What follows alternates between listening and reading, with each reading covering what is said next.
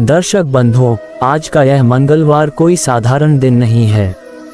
ये वह दिव्य समय है जब संकट मोचन अपने भक्तों के जीवन में उतरते हैं। वे मन के डर, शरीर की दुर्बलता और जीवन की बाधाओं से युद्ध करते हैं। ये कथा केवल सुनने की नहीं, भीतर से महसूस करने की साधना है। यहाँ भय पीछे छूटता है और आत्मबल जाग उठता है। शास्त्रों में कहा गया है कि जो व्यक्ति मंगलवार को श्रद्धा से कथा सुनता है, उसके जीवन की जमी हुई नकारात्मकता धीरे धीरे ढीली पड़ने लगती है। जैसे वज्र गिरते ही चट्टान टूट जाए, वैसे ही हनुमान नाम लेते ही कष्टों का अहंकार टूटने लगता है। एक पल रुककर अपने मन में झांक कर देखिए। कभी ऐसा लगता है कि शक्ति होते हुए भी आत्मविश्वास नहीं है। कभी बिना कारण भय पीछा करता है, कभी प्रयत्न अधूरे रह जाते हैं और कभी मन पर कोई अनजाना बोझ छा जाता है।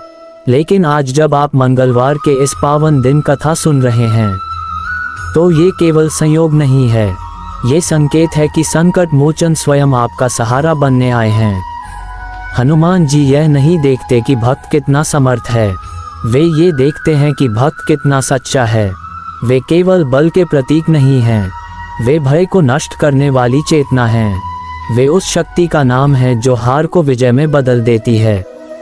ये कथा केवल कहानी नहीं है, यह आत्मबल को जगाने की साधना है। ये सिखाती है कि जब मनुष्य मैं नहीं कर सकता छोड़ देता है और हनुमान जी सब कर सकते हैं कहना सीख लेता है, तब जीवन में कोई भी संकट स्थायी नहीं रहता। कई बार मन पूछता है कि मेरे जीवन में इतनी बाधाएं क्यों हैं, मेरे प्रयास बार बार क्यों रुक जाते हैं, मैं भीतर से इतना भयभीत क्यों रहता हूँ।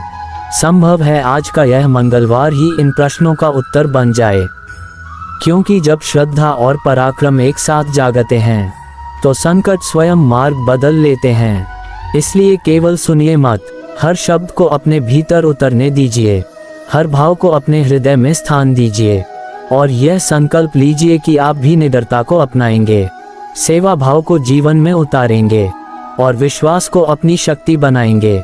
आइए भय को विराम दीजिए, मन को स्थिर कीजिए, हृदय में साहस का दीप जलाए और बजरंगबली का स्मरण करते हुए इस पावन कथा की यात्रा आरंभ कीजिए। याद रखिए, मंगलवार की यह कथा अधूरी नहीं छोड़ी जाती, क्योंकि अधूरी कथा अधूरा साहस छोड़ जाती है। इसलिए अंत तक अवश्य सुनिए।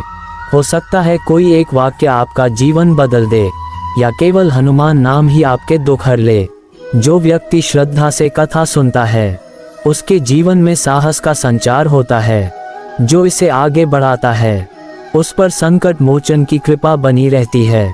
और जो सच्चा सनातनी है, उसका कर्तव्य है कि वह ऐसी कथाओं को आगे पहुंचाए। इसलिए कथा को प्रेम से लाइक करें, अपने परिवार और मित्रों के साथ साझा करें और हमारे चैनल को सब्सक्राइब करना न भूलें, ताकि हर मंगलवार आपको निडरता की प्रेरणा मिलती रहे। अब आइए जय बजरंगबली के उद्घोष के साथ इस पावन मंगलवार कथा की शुरुआत करते हैं। बहुत समय पहले एक गांव था, जिसका नाम था शांतिवन। नाम से लगता था जैसे वहां सदा सुख और शांति रहती होगी, लेकिन वास्तविकता इससे बिल्कुल अलग थी। उस गांव में बार बार कोई न कोई विपत्ति आ जाती थी। कभी खेत सूख जाते थे, कभी घरों में बीमारी फैल जाती थी और कभी पशु अचानक मर जाते थे।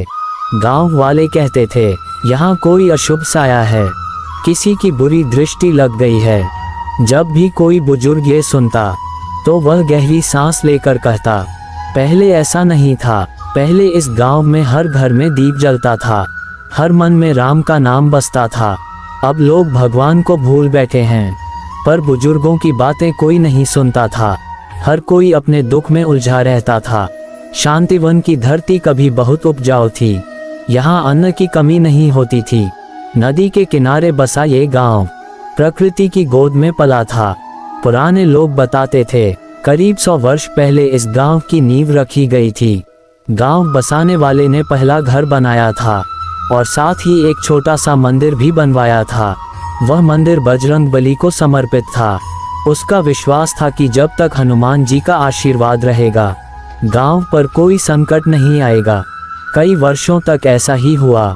हर मंगलवार को भजन कीर्तन होता था, हनुमान चालीसा का पाठ होता था। गांव में एक अद्भुत शांति रहती थी। लेकिन समय बदला, नई पीढ़ी आई जिन्हें परंपराओं पर भरोसा कम था। वे कहते थे भगवान को मानने से क्या होता है, मेहनत ही सब कुछ है। धीरे धीरे मंदिर में आने वाले कम होते गए, कीर्तन बंद हो गया, मंदिर की सफाई नहीं होती थी, घंटियां जंग खाने लगीं, फिर विपत्तियों का सिलसिला शुरू हो गया। पहले साल पशुओं में बीमारी फैली, अगले साल सूखा पड़ा, फिर बाढ़ आई और उसके बाद एक रहस्यमय रोग फैला। लोग घबरा गए, कुछ ने टोने टोटके किए, कुछ ने तांत्रिक बुलाए, पर किसी से राहत नहीं मिली। धीरे धीरे लोगों का विश्वास और भी डगमगाने लगा। मंदिर की दीवारों पर काई जमने लगी, आंगन में घास उग आई, प्रतिमा पर धूल जम गई। जो थोड़े बहुत श्रद्धालु थे उनका मन भी भारी हो गया, पर कोई कुछ करने की हिम्मत नहीं करता था। मंदिर से थोड़ी दूरी पर एक साधारण घर था। उस घर में गौरी नाम की वृद्धा रहती थी।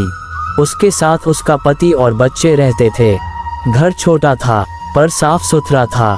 आंगन में तुलसी का पौधा था और एक कोने में हनुमान जी की छोटी सी तस्वीर लगी थी। गौरी हर दिन दीपक जलाती थी। उसका पति मेहनत मजदूरी करता था। कमाई कम थी पर मन में ईमानदारी थी। घर में अभाव था पर विश्वास की कमी नहीं थी। उनका बड़ा बेटा शहर में काम करता था। कभी काम मिलता, कभी छूट जाता। मंझला बेटा लंबे समय से बीमार रहता था और छोटा बेटा घर के कामों में माँ का हाथ बटाता था। हर मंगलवार गौरी मंदिर जाती थी।